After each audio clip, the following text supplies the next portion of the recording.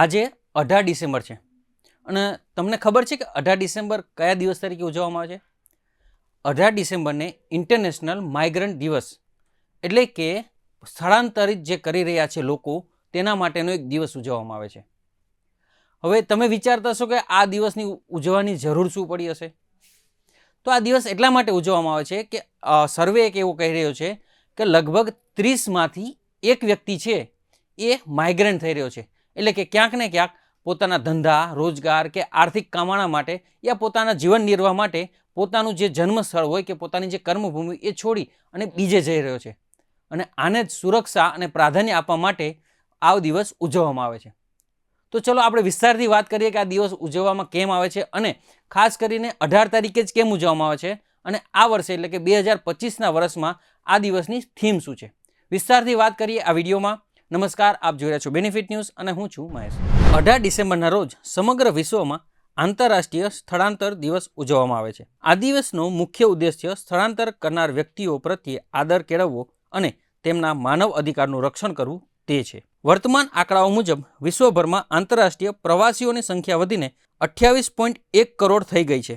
આનો અર્થ એ થાય છે કે વિશ્વમાં દર 30 વ્યક્તિઓમાંથી એક વ્યક્તિ પ્રવાસી છે. જ્યારે કોઈ નાગરિક નોકરી કે બહેતર જીવનની શોધમાં પોતાનો દેશ છોડી અન્ય દેશમાં સ્થાયી થાય છે ત્યારે તેમને પ્રવાસી કહેવામાં આવે છે. અમેરિકા, રશિયા, જાપાન અને ચીન જેવા દેશો સ્થળાંતર કરનારાઓ માટે મુખ્ય કેન્દ્રો છે. 18 ડિસેમ્બર 1990માં સંયુક્ત રાષ્ટ્રની મહાસભાએ પ્રવાસીઓ, કામદારો અને તેમના પરિવારોના અધિકારોના રક્ષણ માટે આંતરરાષ્ટ્રીય સંમેલન અપનાવ્યું હતું. 4 ડિસેમ્બર 2000ના રોજ સ્થળાંતર કરનારાઓની વધતી સંખ્યાને ધ્યાનમાં રાખીને સંયુક્ત રાષ્ટ્રીય સત્તાવાર રીતે 18 ડિસેમ્બરને આંતરરાષ્ટ્રીય સ્થળાંતર દિવસ તરીકે જાહેર કર્યો હતો.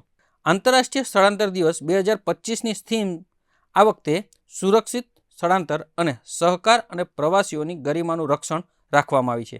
આ થીમ સ્થળાંતર કરનારાઓનું શોષણ સામે જાગૃતિ લાવવા અને સમાજમાં તેમના સકારાત્મક યોગદાનને બલિદાન પર ભાર મૂકે છે. આ દિવસ ઉજવવાનો મુખ્ય હેતુ એ સુનિશ્ચિત કરવાનો છે કે સ્થળાંતર નીતિઓને વ્યાજબી અને સમાવિષ્ટ હોય. પ્રવાસી કામદારો ગમે ત્યાં હોય તેમના અધિકારોનું સમર્થન થવું જોઈએ. આ દિવસ વધુ દયાળુ અને ન્યાયપૂર્ણ વિશ્વને પ્રોત્સાહન આપે છે, જ્યાં પ્રવાસીઓના પડકારોને સમજવામાં અને તેમના યોગદાનને યોગ્ય રીતે સ્વીકૃતિ મળે છે. આ દિવસનો મુખ્ય ઉદ્દેશ્ય વધુ દયાળુ અને ન્યાયપૂર્ણ વિશ્વને પ્રોત્સાહન આપવાનો છે તથા સ્થળાંતર કરનારાઓના યોગદાનને સ્વીકારવા અને તેમના પડકારોને સમજવા માટેનો છે. તો યાદ રાખો કે તમે પણ જ્યારે તમારા જીવનના બહેતર ઘડતર માટે ક્યાંય બહાર જઈ રહ્યા છો તો તમે પણ એક સ્થળાંતરિત પ્રવાસી ગણાઈ શકો છો. Bureau report, benefit news, Ahmedabad.